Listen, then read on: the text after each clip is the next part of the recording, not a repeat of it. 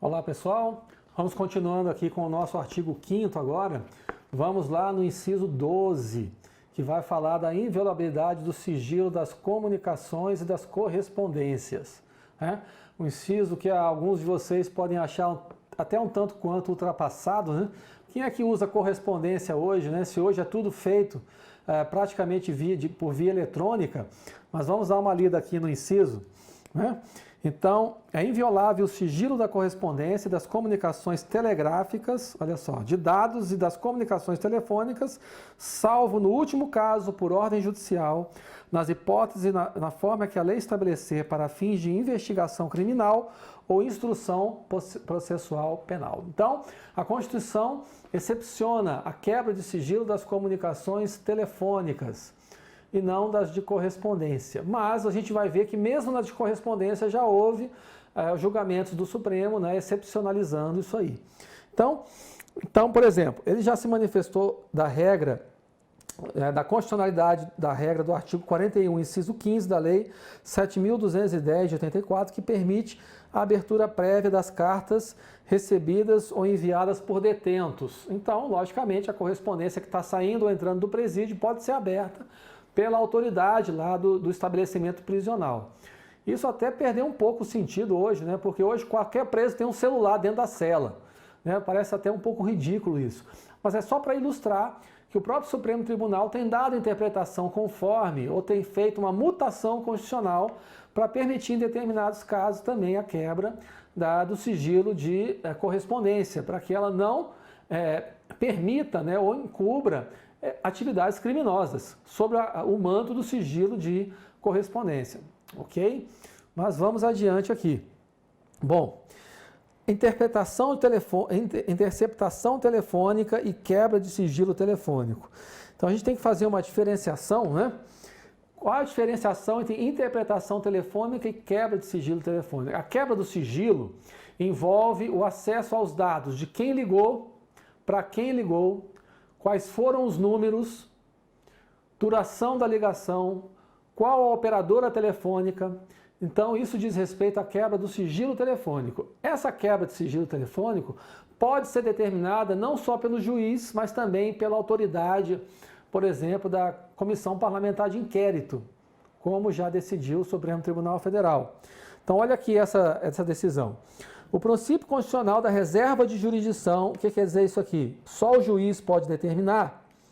Deixa eu voltar de novo aqui, para marcar aqui. Reserva de jurisdição, ou seja, só o juiz pode determinar, que incide sobre busca domiciliar, interceptação telefônica, e aí sim, a interceptação telefônica é você ter acesso, não é, à comunicação que está ocorrendo. Hoje, não há autorização para que as operadoras guardem informação sobre o que estava sendo ouvido ali, o que estava sendo comunicado entre os interlocutores. Mas você pode interceptar, ou seja, fazer a escuta, fazer a interceptação da comunicação enquanto ela ocorre, ok? Essa só pode ser determinada por decisão judicial. Continuando aqui. Decretação de prisão, salvo, né, o flagrante delito, né, não se estende ao tema de quebra de sigilo. Então, por efeito de expressa autorização dada pela própria norma às CPIs. As CPIs têm, por força do artigo 58, parágrafo 3º da Constituição, os poderes investigatórios próprios das autoridades judiciais, dentre elas a quebra de sigilo telefônico, a quebra de sigilo fiscal e bancário, desde que fundamentada. Mas, por exemplo, decretação de prisão em flagrante, até eu e você podemos fazer. Você pode prender o indivíduo se houver ali um flagrante, né? uma flagrante desrespeito, né?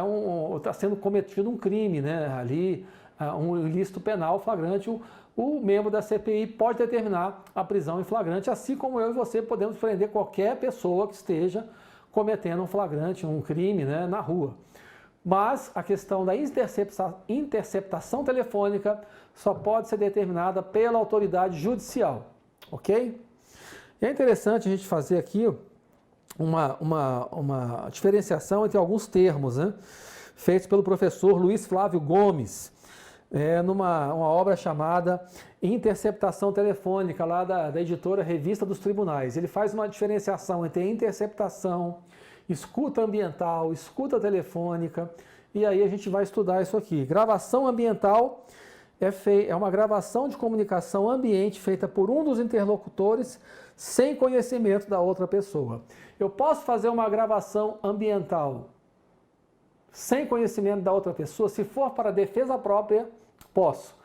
Se eu saber que eu estou sendo chantageado, alguém que vem me propor propina, ou oferecimento de uma propina ou de um recurso ilícito, né? Aí eu posso fazer para juntar aos autos posteriormente como prova para a minha defesa de que eu fui o alvo de chantagem, de extorsão ou de uma proposta ilícita, ok? Interceptação ambiental, captação de comunicação ambiente, feita por terceiros sem a ciência dos comunicadores. Essa só pode ser determinada judicialmente, ok? Uma interpretação feita ambiental sem conhecimento dos interlocutores. Essa só pode ser determinada judicialmente. Escuta ambiental, que é a captação de comunicação ambiente realizada por terceiro com o conhecimento de um dos comunicadores e sem conhecimento da outra parte. Então, essa escuta ambiental, eu posso fazê-la também para defesa própria, por extorsão, questão de propina ou de valor ilícito, né, ou de ameaça. Eu posso fazer essa escuta ambiental também em defesa própria ou por decisão judicial. Gravação telefônica, que é a gravação realizada por um dos interlocutores sem o conhecimento do outro. Também posso. Essas três aqui eu posso fazer sem autorização judicial, desde que seja para a minha própria defesa ou como prova de extorsão, crime ou oferecimento de propina ou de valores ilícitos. As outras duas também só podem ser feitas por ordem judicial, que é a interceptação telefônica, né, que é essa normal, que é a captação da comunicação feita por um terceiro sem a ciência dos comunicadores, e a escuta telefônica, por terceiro sem conhecimento de um dos comunicadores e sem conhecimento da outra parte. Então, essas duas também só podem ser feitas por ordem judicial, ok? Decorre também dessa questão da inviolabilidade, né, das comunicações telefônicas, da inviolabilidade de correspondência, é a chamada prova emprestada. A Constituição afirma, né, no inciso 12, que essa quebra do sigilo telefônico só pode ser feita para instruir um processo penal ou instrução de inquérito processual penal. Mas, então, eu não posso determinar a quebra de sigilo telefônico, a quebra de sigilo das comunicações, né, ou ambiental, num processo administrativo. Eu não posso determinar essa quebra no âmbito de um processo civil, de improbidade administrativa. Lembre que improbidade administrativa não é crime, é uma ação civil pública de improbidade administrativa. Então, essa quebra de sigilo só pode ocorrer no âmbito penal e processual penal. Mas eu posso ter a prova emprestada? Posso. O Supremo Tribunal Federal e o próprio STJ já admitiram a utilização da prova emprestada desde que autorizada judicialmente, né? E desde que os fatos sejam análogos para a utilização dessa prova dentro do processo administrativo ou do processo civil de improbidade administrativa. Então você teve aqui algumas, né? Por exemplo, essa decisão aqui do César Peluso, interceptação de comunicações telefônicas e escutas ambientais, judicialmente autorizadas para a produção de prova contra a mesmas pessoas em quais foram colhidos ou contra outros servidores contra supostos ilícitos. E aí você tem que ter duas condições, que é a autorização judicial para o encaminhamento dessas provas e a garantia do contraditório e da ampla defesa. Então, quer dizer isso. O Tribunal de Contas da União, isso é bom para a sua prova lá do TCU, né? Ou do TCDF, ou do TCM, que vão ter aí, né? O Tribunal de Contas ela pode receber essa prova emprestada com autorização judicial, mas tem que outorgar o contraditório e a ampla defesa para o denunciado. Mesmo que esse contraditório já tenha sido feito lá no processo judicial.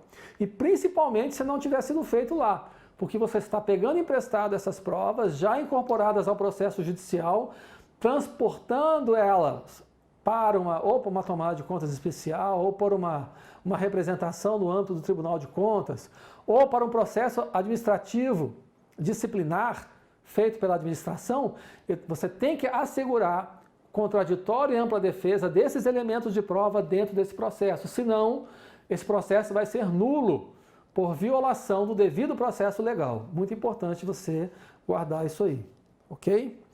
Então, posso ter então a prova emprestada de interceptação telefônica ou de escuta ambiental. Inciso 13. É livre o exercício de qualquer trabalho, ofício ou profissão, atendidas as qualificações profissionais que a lei estabelecer. Uma norma típica de eficácia contida, né, em que ela possui aplicabilidade direta, aplicabilidade imediata, ou seja, com a simples promulgação da Constituição ela já tem vigência, mas não integral, ou seja, eu posso restringir a aplicação dessa norma. Por exemplo, então eu posso exercer a profissão de médico desde que eu tenha o registro no Conselho Federal de Medicina e o diploma de medicina. Posso exercer o ofício de advocacia desde que eu esteja registrado na Ordem dos Advogados do Brasil, né, com o devido bacharelado em Direito. Mas eu posso exercer outras profissões, por exemplo, de engenheiro, tenho que estar registrado no Conselho de Arquitetura e Engenharia. A mesma coisa de arquiteto. Mas outras profissões que eu não exijo, não se exige essa restrição, como por exemplo a profissão de jornalista, que o Supremo Tribunal Federal já decidiu que não é necessário que você tenha o diploma de comunicação ou de jornalismo para exercer a profissão de jornalista, né?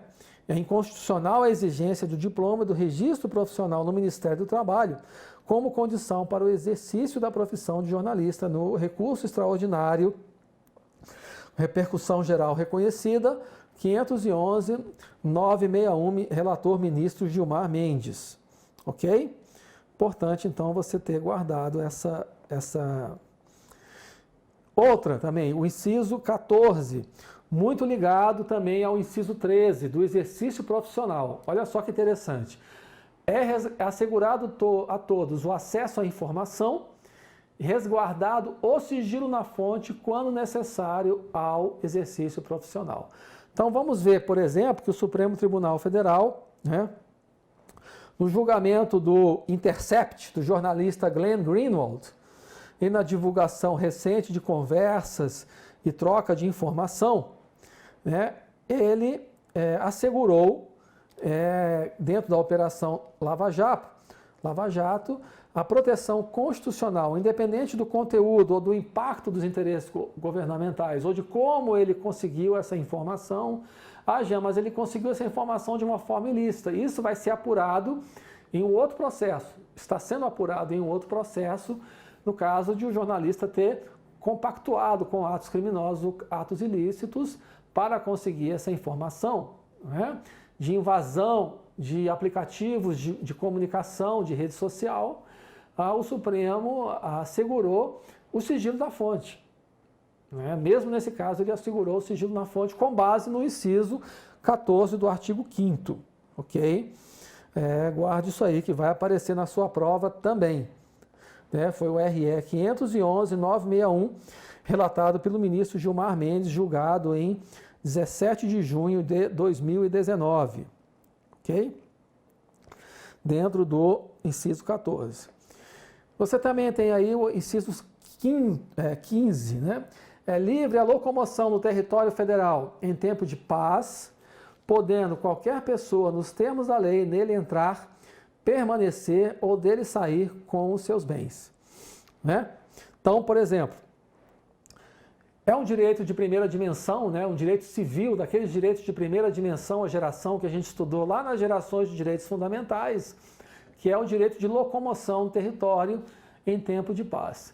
Esse direito de locomoção pode ser restrito em situações excepcionais? Posso, no âmbito de uma catástrofe, uma declaração de calamidade pública, a questão do coronavírus, limitar esse direito de locomoção dentro do território federal? Posso, desde que fundamentadamente, né, dentro de uma declaração, dentro de uma lei, uma norma aprovada pelo presidente da República, ou, por exemplo, na decretação do estado de sítio. Então, nós vamos ver lá no artigo 139 da Constituição, na decretação do estado de sítio, eventualmente decretado pelo presidente, né, podem ser determinadas as seguintes medidas: obrigação de permanência em localidade determinada, restrição ao direito de locomoção, detenção em edifício não destinado a acusados ou condenados por crimes comuns, também restrição ao direito de locomoção, né? Busca e apreensão em domicílio, suspensão da liberdade de reunião, intervenção das empresas de serviços públicos, requisição de bens, restrição à inviolabilidade de correspondência, olha só, sigilo das comunicações, prestação de informações, liberdade de imprensa, de radiodifusão e de televisão na forma da lei. Mas a decretação do estado de sítio só pode ser dada nas seguintes situações, né? Lá no artigo 137. Comoção grave de repercussão nacional, ocorrência de fatos que comprovem a ineficácia da medida tomada durante o estado de defesa, porque o estado de defesa é um estado anterior ao estado de sítio e pode ser decretado no caso de calamidade pública. Olha lá, no artigo 136, né? O decreto que instituir o estado de defesa pode determinar restrição ao direito de reunião, ainda que exercida no seio das associações, sigilo de correspondência ou sigilo de comunicação ou telefônica, e pode ser decretada para restabelecer em locais restritos e determinados a ordem pública ou a paz social ameaçada por grave e iminente instabilidade institucional ou atingida por calamidades de grandes proporções na natureza. Então você vê que em determinadas situações excepcionais, o próprio direito de locomoção previsto no inciso 15 do artigo 5º pode ser restrito, né? Ou pelo estado de defesa, ou pelo estado de sítio, ou pela própria declaração de estado de calamidade pública, que aí está previsto em uma outra lei, não na Constituição Federal, ok? Bom, e então vimos que esse direito também não está amparado por esse direito a entrada de forças militares estrangeiras, né, dentro do território nacional, que só podem ser autorizadas pelo presidente da República, né? O trânsito de forças militares estrangeiras no território nacional só pode ser autorizado pelo presidente da República e referendado pelo Congresso Nacional na forma do artigo 49, inciso 2º. O que é que diz o artigo 49, inciso 2º? Aqui ele fala, né? É competência exclusiva do Congresso autorizar o presidente da República a declarar a guerra, celebrar a paz e permitir que forças estrangeiras transitem pelo território nacional ou permaneçam nele, ressalvados os casos previstos em lei complementar. Então, uma série de questões ligadas aí ao direito de locomoção que você vai estudar aí dentro da sua Constituição Federal, aproveitando, né, o estado aí que nós estamos atravessando hoje aqui em nosso país, ok? Liberdade de reunião, inciso 16. Todos podem reunir-se pacificamente sem armas em locais abertos ao público, independente de autorização, desde que não frustrem outra reunião anteriormente convocada. Esse exercício de liberdade de reunião também pode ser restrito em determinadas situações, como nós estamos vendo agora, situações de calamidade pública ou como medida sanitária, para evitar a aglomeração de pessoas e a transmissão do vírus, né, em escala maior, uma medida de contenção. E algumas decisões do Supremo que são interessantes que você possa estudar aqui, por exemplo, né, a liberdade de realizar protesto para a liberalização de drogas, a chamada Marcha da Maconha, que foi julgada pela DPF 187, ministro Celso de Mello, né, que definiu também o Supremo, na mesma DPF 187, que o fato de pessoas estarem portando armas não enseja a proibição desse direito de reunião e do direito de manifestação, ok?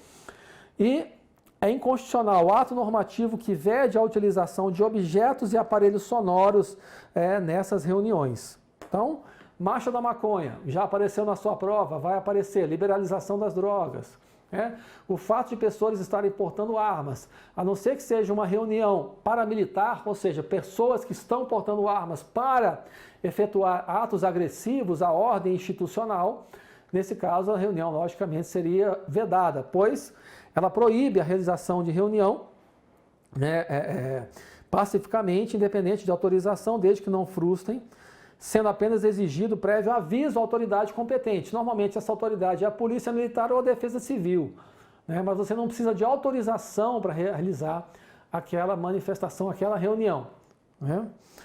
Então vamos ver. Todos podem reunir-se aí. Prova de juiz do TJ Piauí. Pacificamente, sem armas, em locais abertos ao público, independente de autorização, desde que para fins lícitos. Não se incluindo entre estes, por exemplo, a defesa em espaços públicos da legalização das drogas. Errado, né? A gente já viu que o próprio Supremo Tribunal Federal já admitiu que a legalidade das reuniões, você não está fazendo ali, não é apologia ao crime, mas que o Supremo entendeu que naquele caso há um lícito direito do cidadão de se manifestar sobre uma mudança legislativa. Por exemplo, na liberalização das drogas, e não necessariamente estar fazendo ali uma apologia ao uso de drogas, o que seria diferente. Ok?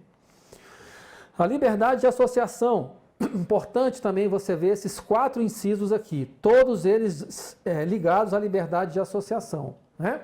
Para fins lícitos, vedada de caráter paramilitar. O que é uma associação de caráter paramilitar? Por exemplo, Sendero Luminoso, lá no Peru, né? Ou as Farc, Forças Armadas Revolucionárias da Colômbia. Essa seria uma associação de caráter paramilitar que estaria vedada, né, pela Constituição da República, no artigo 5º, inciso 17. Né? Bom, temos a 66, a criação de associações, liberdade de associação, independente de autorização, vedada a interferência estatal em seu funcionamento. Então, o inciso 19 fala que você só pode compulsoriamente dissolver uma associação ou ter a sua atividade suspensa por decisão judicial. Então, eu posso suspender a atividade de uma associação por decisão judicial.